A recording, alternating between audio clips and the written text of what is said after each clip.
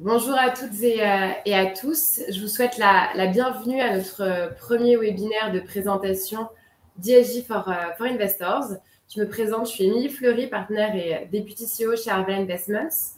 Aujourd'hui, je serai accompagnée de mon collaborateur de chez Arvela Investments, également partenaire Michel Stauffer, en sa qualité de gérant, ainsi que de Lionel Melin, qui est aussi connecté à ce webinaire, qui est PDG de Macrolucide et membre clé de notre équipe de recherche d'ESG for Investors. Alors, tout d'abord, qu'est-ce qu'ESG for Investors? Eh bien, c'est une initiative assez récente puisqu'elle a été créée fin 2021 par notre société Arvela Investments. Donc, cette initiative se matérialise sous la forme d'une plateforme collaborative 100% gratuite où l'on met à disposition des outils d'investissement qui sont développés par notre équipe de recherche et qui a pour but de guider les investisseurs professionnels à intégrer de l'ESG dans leur processus d'investissement. Alors, donc, pourquoi ESG for Investors? À la création d'Arvela Investments en 2018, les deux fondateurs, Benoît Mercereau et Bruno de Kegel, avaient vraiment cette réelle volonté en tant que multifamily office d'intégrer l'ESG dans le processus d'investissement. Malheureusement, on s'est vite rendu compte que le monde des investisseurs et de l'ESG avaient leur intérêt propre et distinct. Donc, d'un côté, les investisseurs avec les revenus financiers et le monde de l'ESG avec un focus sur l'impact.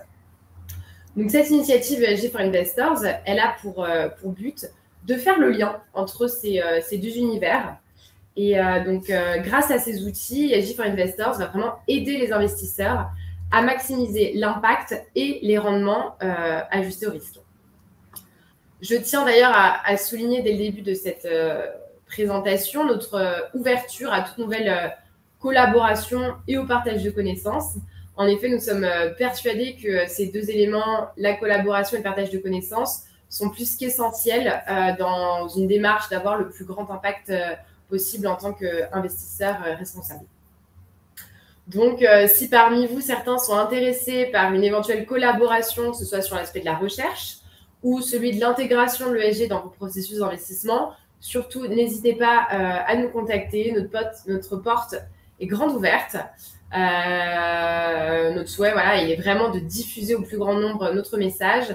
Et c'est pour ça qu'on partage nos outils innovants de façon totalement gratuite avec les autres investisseurs professionnels pour maximiser l'impact de manière collective. Donc, comme je vous disais, cette initiative ESG for Investors a été créée à l'origine par Arvela Investments il y a quelques mois et puis elle s'étoffe peu à peu afin de devenir une réelle équipe d'experts à l'international juste en quelques mois. Donc, cette équipe, elle est composée autant d'investisseurs que d'universitaires. Les deux s'efforcent à utiliser l'ESG pour augmenter le rendement des investissements.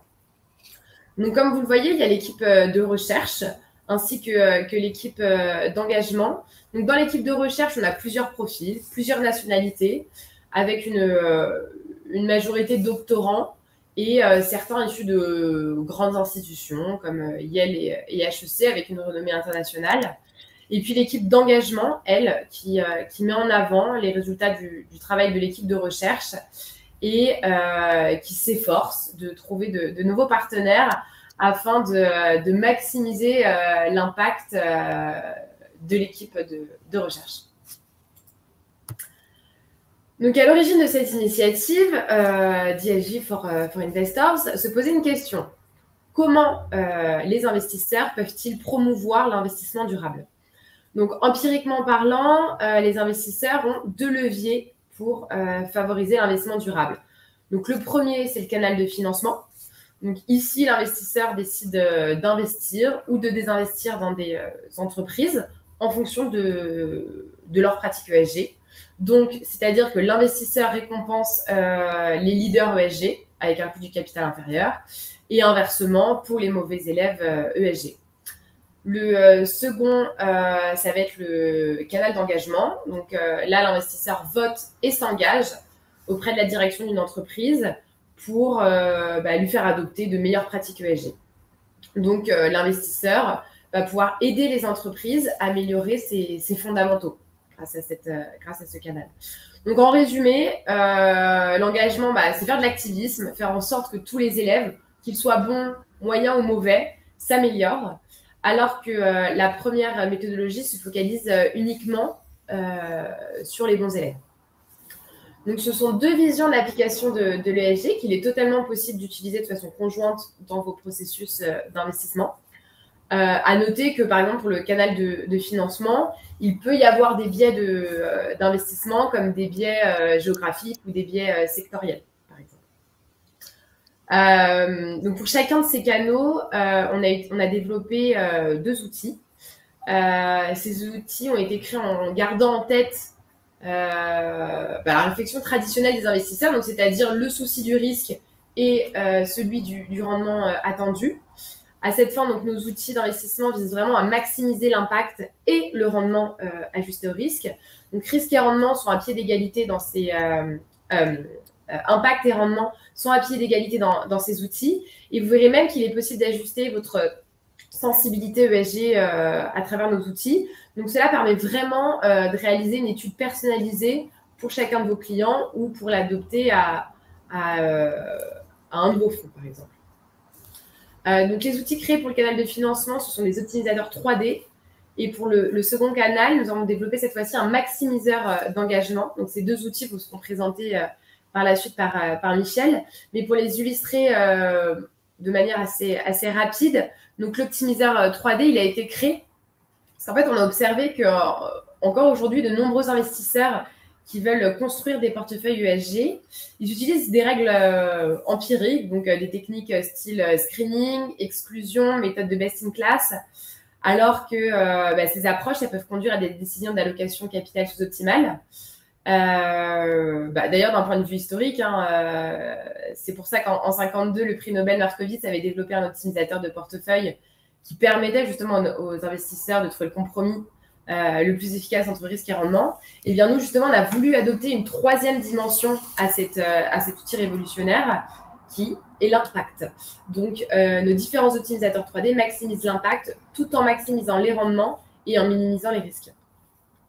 Enfin, donc, il nous reste donc, les maximisateurs d'engagement qui, eux, vont mesurer la valeur financière qui peut être dégagée en améliorant les pratiques ESG qu'on a identifiées, nous, comme les plus essentielles. Vous les verrez dans la présentation de ce maximizer. Donc, cela, en fait, est d'autant plus pédagogique et attirant pour des investisseurs à la base réticents, puisqu'ici, en fait, on se concentre vraiment sur la création de valeur financière. Donc, on est plus susceptible de convaincre les dirigeants des sociétés et aussi les autres actionnaires des entreprises, ce qui va créer vraiment un cercle vertueux entre impact et rendement. Donc, avant que je laisse la parole à Michel pour la démonstration des outils, je me permets juste de mentionner que nos travaux de recherche sont validés autant par le monde académique que par notre industrie de la finance. Donc, pour le côté académique, on a déjà publié plusieurs articles de recherche dans des journaux scientifiques internationaux. Et pour ce qui est du monde de la finance, on a reçu l'été dernier, dans la catégorie de l'innovation, le prix londonien prestigieux du Private Asset Managers Award, devant de très gros noms de l'industrie. Et on est assez fiers puisque cela continue. Nous venons d'être annoncés comme finalistes la semaine dernière pour le prix 2022 encore dans la catégorie innovation. Et donc, nous attendons les résultats finaux le mois prochain avec grande impatience. Je laisse donc la parole à mon collaborateur Michel Stauffer pour la présentation de l'optimisateur 3D, l'outil qui a été créé pour le canal de financement. Merci Émilie. Juste un petit point, si vous avez des questions, n'hésitez pas à les poser. Il y a une rubrique questions qui est en bas à droite normalement, et vous pouvez les écrire et on les lira et on tâchera d'y répondre ou bien en live ou bien à la fin de la session. Donc, comme l'a bien dit Émilie, donc on voit l'impact de deux façons, d'un point de vue du financement et d'un point de vue de l'engagement. Donc, du point de vue du financement, nous, ce qu'on a fait, c'est qu'on a développé des optimiseurs 3D, on en a développé deux. Comme l'a bien dit Émilie, les optimiseurs sont des choses qui s'utilisent depuis de nombreuses années, des décennies en finance. depuis 1952, en effet, avec les premiers optimiseurs développés par Markowitz. Et pourtant, de manière étrange, même si l'ESG, on sait que c'est un facteur qu'il fallait prendre en compte, on a été, de manière un peu surprenante, les premiers à développer cet optimiseur 3D où vraiment l'aspect impact ou ESG est pris au même niveau que l'aspect risque et rendement. Donc concrètement, je vais présenter les outils après, mais juste pour dire qu'en fait, on a développé 2 optimiseurs 3D. Un premier qui est dans le cas où on a des mesures quantifiables.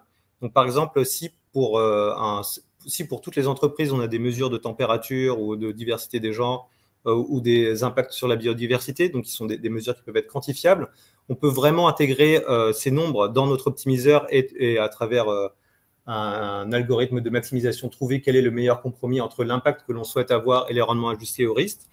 Mais il y a d'autres cas où des investisseurs n'ont pas de mesures quantifiables de l'impact qu'ils veulent faire. C'est notamment le cas s'ils souhaitent avoir une poche d'allocation sur des fonds spécifiques comme un fonds qui va aider à la réinsertion de prisonniers ou des fonds qui permettent d'améliorer l'accès à l'eau potable. Donc là, comme on n'a pas des mesures sur toutes les entreprises qui vont être dans le portefeuille, on a développé une méthode ad hoc qui nous permet quand même malgré tout de trouver un compromis et de trouver une allocation optimale entre les fonds qui vont être dédiés à cet impact-là et le reste du portefeuille. Donc, c'est les 2 optimiseurs que j'ai notés ici, le 3D Climate, enfin le 3D Optimizer qu'on a développé à l'heure actuelle juste pour le climat, mais que l'on pourrait développer sur d'autres mesures, et un optimiseur pour les fonds à impact. En plus de cet aspect sur le financement, donc on a le 2e levier, le canal de l'engagement ou celui de l'activisme responsable, qui est en fait un canal que l'on a tendance à privilégier chez nous à Arvela parce qu'on pense qu'il est plus puissant et qu'en fait, il peut créer plus de valeur. Alors, il peut créer plus de valeur aux 2 sens du terme, donc non seulement d'un point de vue financier, on peut vraiment créer de la valeur en améliorant certains critères, en améliorant les entreprises, et naturellement, on a aussi plus d'impact, puisque in fine, si l'on veut rendre le monde meilleur, il ne suffit pas juste d'investir chez les bons élèves, ceux qui sont déjà les meilleurs, mais il faut aussi faire en sorte que les moins bons s'améliorent et puissent avoir un réel impact sur la société. Donc, pour ce faire, on a développé 2 outils, en fait, deux outils. Le premier, c'est l'ESG Engagement Maximizer. Donc, sous ce nom, en fait, on a développé un système qui permet de voir comment les meilleures entreprises peuvent créer de la valeur en améliorant des critères E, S ou G. On a trouvé 8 valeurs, en fait, qui sont quantifiables, qui sont notées en dessous, donc les émissions carbone, les déchets, l'utilisation de l'eau, la parité homme-femme et aussi des critères liés au board. Et on a comparé des entreprises qui étaient similaires, donc c'est-à-dire dans une même industrie et dans une même région. Et on a vu que les top 10% avaient des ratios de valorisation à entendre, c'était du price earning ratio et du price to book qui étaient supérieurs au reste des entreprises. Donc indirectement, quand on a ça, on se dit, bon, bah, les entreprises qui ne sont pas au niveau des top 10% peuvent avoir ce potentiel de création de valeur actionnariale tout en améliorant ces critères ESG. Alors, même si naturellement, notre conviction, c'est que les 2 aspects de durabilité d'une entreprise et de performance financière peuvent être étroitement liés et corrélés, on n'est pas les seuls à avoir développé ça. Alors, l'étude date il y a un peu de temps, mais Arabesque et l'Université d'Oxford avaient examiné 49 études il y a quelques années. Ils avaient vu que sur les 49 études, 43, donc 88% de ces études avaient montré une corrélation positive entre les deux et 12% avaient montré que c'était non significatif et aucune ne montrait qu'il y avait une corrélation négative. Je crois qu'il y a une question. Ouais, je vais voir. Alors, je vais répondre à cette question de comment on a fait le choix des 8 critères utilisés pour maximiser, pour les entreprises dans l'ESG. Alors, l'univers ESG est extrêmement vaste. Il y a plus de 500 variables. Il y a notamment beaucoup de variables agrégées, donc notamment des notations E, S ou G qui, suivant le fournisseur de données, vont donner des résultats différents. Et la raison, c'est parce que chacune a sa propre méthode de comment pondérer chacune des valeurs. Nous, ce qu'on voulait, c'était éviter au maximum ces écueils-là. On voulait aussi éviter les données qui étaient vraiment le plus subjectes à interprétation. Donc, pour cette raison, on s'est focalisé seulement sur les données qui étaient numériques. On en a trouvé un peu plus de 90 dans celles qu'on avait. Et après cela, il fallait faire… Bon, alors déjà, il fallait trouver celles sur lesquelles on pouvait avoir des résultats significatifs, mais aussi, il faut trouver des données qui sont sur lesquels un grand univers, enfin pour lesquels les entreprises ont ces données-là. Puisque notre ESG Engagement Maximizer, il est sur 2200 entreprises à l'heure actuelle. On aimerait avoir un coverage plus élevé. Mais si on a des données qui sont quantifiables que pour une centaine d'entreprises, on ne pourra pas les utiliser. Donc, c'est un peu à travers cette succession de compromis qu'on est arrivé à ces 8 variables finales qui sont traditionnellement facilement, on va dire, obtenables pour les grandes entreprises. Bien évidemment, le problème qu'on a là-dessus, c'est que si on veut commencer à faire des analyses sur des entreprises qui sont de taille beaucoup plus réduite et pour lesquelles des données même sur la pollution ou sur le traitement des déchets ne sont pas applicables, là ça devient, en fait, ça devient plus compliqué. Donc, on peut utiliser des proxys, mais c'est moins bon. Mais disons que voilà, c'est l'utilisation de ces 8 critères-là vient de ce constat. Voilà, bon, naturellement, alors comme l'a bien dit Émilie, donc c'est une plateforme collaborative, on est ouvert à des partenariats de recherche. Naturellement, si vous voulez nous suivre, vous pouvez nous suivre. Notre souhait, c'est aussi de mettre des outils à disposition à peu près tous les trimestres et de communiquer dessus et d'écrire des blogs et de faire des analyses assez succinctes pour toute personne qui pourrait être potentiellement intéressée. Je vais quitter cette présentation et je vais partager mon écran pour montrer le site.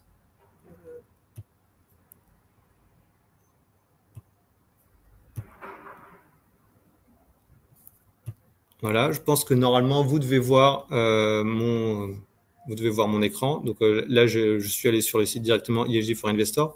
Donc, je vais montrer succinctement les portefeuilles 3D et les outils de maximisation d'engagement. Alors, en premier lieu, sur le portefeuille 3D. Donc, en fait, c'est comme l'a dit Émilie, donc c'est un outil qui est totalement ouvert. Donc, chacun peut venir se connecter, on peut créer un compte, on nous demande de créer un compte et on vous le crée avec succès. Donc, dans le portefeuille, vous pouvez venir avec votre propre allocation. Vous dites, alors là, on a mis des fonds, mais ça peut être des actions. Il faut que vous ayez ces données, donc de température, d'expected return et de volatilité. Alors, naturellement, tous les gérants ont toujours leurs expected return et les volatilités. Pour ce qui est des températures, maintenant, il y a des bases de données donc qui donnent des niveaux de température ou pour des fonds ou pour des actions. Nous, on en utilise certaines. On avait d'ailleurs travaillé il y a quelques années à développer la première base de données qui donnait à des entreprises une note climatique. Mais maintenant, on sait qu'il y en a d'autres. Et voilà. Donc, en fait, à partir de ça, et naturellement, vous pouvez, là, ici, dans cet exemple, il y a quatre fonds, mais on peut en rajouter en cliquant plus. On peut mettre son fond, sa température et certaines données, et naturellement, les corrélations avec les autres inputs. Et une fois qu'on a ça, donc, ce qu'on peut faire, c'est qu'on a finalement un peu comme dans l'aspect de Markowitz, on va avoir une allocation optimale qui va nous dire pour un niveau de données de température. Donc, si on souhaite avoir un portefeuille à 2,9 degrés, quel est l'expected return et la volatilité du portefeuille avec les poids sous-jacents dans notre portefeuille. Alors, notre outil, si je ne me trompe pas, est aussi téléchargeable. Il est en Python. On peut nous le demander. C'est aussi quelque chose à savoir si certains sont amenés à vouloir l'utiliser, comprendre comment ça marche. Et aussi, notre papier de recherche est en bas du site, dans le Technical Appendix, que vous pouvez lire. Il est ici, voilà. On peut cliquer dessus et on va sur le papier de recherche et lire un peu toutes nos études qui ont été faites. Mais voilà. Mais donc, en fait, sur cet aspect-là, ce qu'on voit, bon, je vais apprendre ça à personne, mais c'est que plus on met une contrainte naturellement sur la température, plus on va faire un compromis sur l'expected return et la volatilité. Alors donc ça c'est un optimiseur qui peut être adapté finalement. Là, nous on a mis la température parce que c'était là dont on avait les bases de données, mais encore une fois, à partir du moment où on a des données quantifiables pour une mesure donnée, on peut vraiment l'ajouter en tant que troisième dimension et faire un optimiseur de la sorte. Un deuxième cas, c'est donc le cas où on a plus de données quantifiables comme ici. Donc en fait, on sait juste que par exemple là ça va être un client qui peut venir et qui dire voilà, j'ai envie de mettre 10% dans des fonds à impact, on va dire des fonds à impact sur lesquels on ne peut pas avoir de données quantifiables pour le reste, comme je l'avais mentionné précédemment. On sait juste finalement la corrélation qu'il va y avoir entre ces fonds-là et le reste. Et donc, à partir de là, en fait, ce qu'on peut faire, c'est qu'on fait un outil, on a développé un outil de maximisation où on voit qu'il est possible d'aller au-delà de ces 10% qui avaient été au début prédéfinis par le client pour aller à 11,3% tout en maintenant un même niveau de return et un même niveau de volatilité. Et ça vient finalement simplement du fait que l'on va prendre en compte toutes les corrélations entre tous les fonds ensemble et voir comment il est possible de maintenir conjointement le même niveau de risque et de volatilité, alors que quelqu'un qui va juste allouer une partie impact, une poche impact sans prendre en compte l'ensemble du portefeuille, finalement contribuerait à avoir une allocation sous-optimale de son portefeuille. Donc ça, c'est un message qui peut être fort. Peut-être qu'il y a des fonds à impact chez vous, mais si quelqu'un vous dit « Ah, mais non, mais je suis pas sûr, j'ai pas envie d'allouer plus de temps pourcentage sur des fonds à impact », vous pouvez essayer de lui convaincre qu'en effet, s'il prend en compte tout le reste de son portefeuille, il pourrait allouer potentiellement plus à cette poche à impact parce que le portefeuille sera construit de telle sorte à ce qu'il y ait un même niveau de risque et de rendement qui soit conservé. Et donc là, pareil, il y a une explication de comment utiliser l'outil et plus bas, il y a aussi l'article de recherche et quelques explications un peu plus techniques sur qu'est-ce qui a été fait concrètement, comment l'optimiseur fonctionne. Maintenant, pour passer un peu aux outils d'engagement, l'outil d'engagement, donc là, c'est un peu ce qu'on disait sur le fait qu'on avait trouvé 8 variables et que par entreprise, on peut voir lesquelles auxquelles s'associe le plus forte augmentation de valeur actionnariale. Donc, juste pour le dire, ça, c'est des études économétriques. Donc, en fait, on a fait des régressions, on regardait le top 10% sur chacune de ces variables individuellement versus les pairs. Donc, les pairs, c'était les entreprises qui étaient dans les mêmes industries et mêmes régions. Et on voit on voit qu'en effet, le top 10% se comporte mieux. Donc, pour les entreprises qui ne font pas partie de ce meilleur décile, il y a ce potentiel de survalorisation. C'est une sorte de booster qui est en one-off. Si l'entreprise se met au même niveau que le top décile, on pourrait créer de la valeur là-dessus. Donc, en fait, on peut prendre n'importe quelle entreprise qui est dans notre base de données. Je sais pas, on va prendre Total. On peut faire le test après. Et donc, là-dessus, ce qu'on voit, c'est que sur certaines métriques, donc là, s'ils se mettaient au niveau des top 10% donc des entreprises qui étaient semblables, ils pourraient avoir plus 3,7% d'amélioration de leur price-earning ratio ou price-to-book ratio. Alors ça, cet outil nous paraît assez puissant dans le sens où, alors déjà, on a vu que statistiquement, nos résultats étaient robustes sur tous les pairs qu'on a analysés.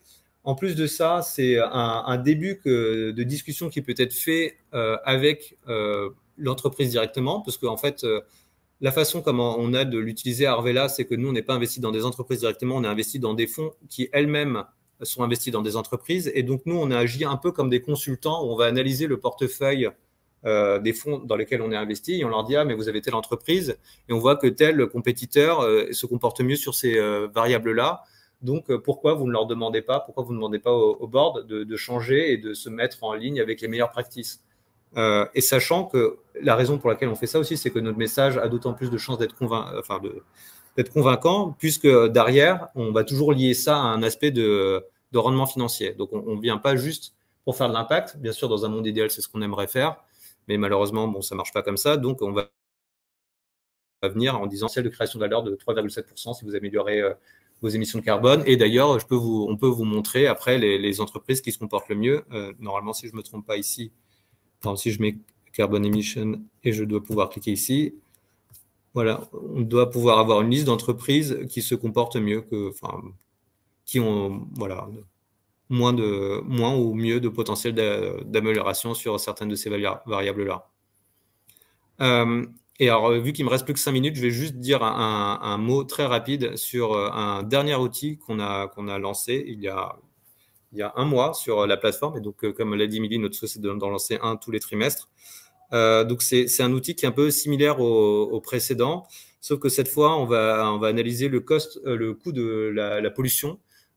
Pour ce faire, on a utilisé une base de données qui a été donnée par Harvard, c'est le Impact Weighted Account, donc qui essaye d'agréger beaucoup de données quant aux émissions, quant aux impacts sur la biodiversité, sur les déchets. Ils ont mis ça en une seule donnée et qu'ils appellent le coût de la pollution et qui est sur 2600 entreprises, si je ne me trompe pas. Et donc là-dessus, pareil, on a fait même genre d'études. On a essayé sur ces entreprises, voir s'il y avait un potentiel de création de valeur pour les entreprises qui étaient les mieux placées. Et donc, on a fait ça non seulement sur la création de valeur actionnariale. Donc, là, en l'occurrence, on a utilisé le price-to-book ratio, mais on a aussi analysé les spreads de crédit et on a trouvé, pareil, le même genre de résultat. Ça veut dire qu'en effet, il y a un lien, il y a une corrélation directe et une entreprise qui va diminuer son impact en termes de pollution va pouvoir pourrait améliorer ses rendements à court terme et diminuer son coût de la dette, indirectement aussi son coût du capital. Voilà, je vois que j'ai déjà été un peu long. Je vais voir si vous avez d'autres questions. Peut-être arrêter mon partage. Ah oui, il y a une question. Non, ça, j'ai dit celle-là. Ouais. Oui, une autre. C'est donc comment, en tant qu'investisseur, peut-on concrètement utiliser ESG for Investors? Alors, il y a plusieurs types d'investisseurs qui peuvent utiliser ESG for Investors. Il y a les investisseurs comme nous, donc des family office, où nous, on peut utiliser les deux canaux, le canal du financement et le canal de l'engagement. L'engagement, je l'ai mentionné précédemment pour faire un peu de l'activisme auprès de fonds. Le canal du financement, on peut l'utiliser aussi pour créer des portefeuilles qui vont être impactants. Donc, nous, ce qu'on propose à Arvela, par exemple, c'est un portefeuille à moins de 2 degrés qu'on commence à proposer à nos prospects. Et naturellement, un investisseur qui pourrait être intéressé pourrait nous parler pour voir s'il y a quelque chose. Il y a un deuxième aspect, c'est pour les investisseurs qui investissent directement dans un titre vif. Là, alors, notamment nos outils liés au coût de la pollution, l'ESG Engagement Maximizer, peuvent être utilisés pour la création d'un fonds ou d'une stratégie. Et encore une fois, si quelqu'un a un intérêt, je les amène à discuter avec nous pour voir ce qui serait potentiellement faisable. Et enfin, il nous reste encore une question. Donc, quelle est la liste des partenaires actuels?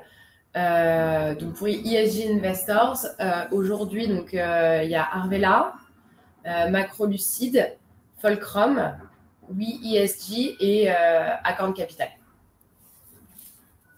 Ok. Je ne sais pas si vous avez encore d'autres questions. Ce qui pourrait être intéressant pour vous, c'est de nous suivre sur LinkedIn où très régulièrement, on publie des articles en lien avec la finance impact, en lien avec l'engagement et en lien avec les dernières innovations mondiales. Et on publie surtout des articles sur nos nouveaux outils qui sortent en général tous les 3 mois. Donc, n'hésitez pas à nous suivre, à nous contacter sur notre adresse email contact@esgforinvestors.com pour échanger avec nous sur des potentiels partenariats, sur de potentielles précisions sur comment intégrer ESG for Investors dans vos processus d'investissement. Et on répondra avec plaisir. Donc, merci beaucoup pour votre attention et pour votre participation ce matin. C'est un réel plaisir de faire ce premier webinaire d'ESG for Investors. Et on vous souhaite une très bonne journée et à très vite. Au revoir.